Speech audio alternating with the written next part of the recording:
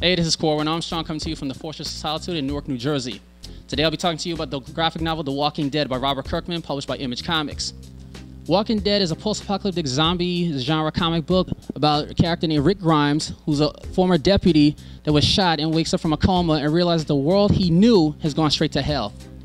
Along the way, characters are introduced that wield katanas, chainsaws, flamethrowers, crossbows, you name it. It is so action-packed, so violent. They have cannibalism, rape, beheadings, you name it. As the series progresses, it gets more and more darker when they get to the prison storyline, which is Volume 5.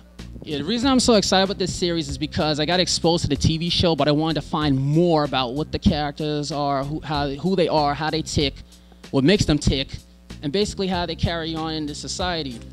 One of my favorite characters introduced in Volume 4 of the series was Michonne, who's an African-American katana-wielding, zombie-slaying badass.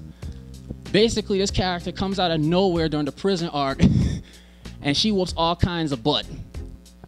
So in a nutshell, later on, she becomes one of the core characters as the series progresses and hasn't been killed off yet, which is good for the series. As you're being introduced to more and more characters, you find new and new ways to love them or care about them.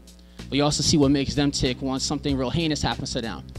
Another favorite character after Michonne is Andrea, who's one of the best shooters of the zombies in the series. Basically, she comes in the storyline after her sister has been killed by one of the zombies early on in Volume 1. She comes in her own and becomes a total badass and no one can mess with her.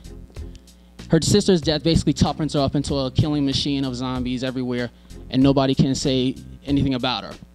The reason I recommend The Walking Dead is because it has so much more to offer than the TV series. There's way more detail, more characters, more scenarios, and different outcomes to the survivors that have already either been killed off or still alive that are not in the show.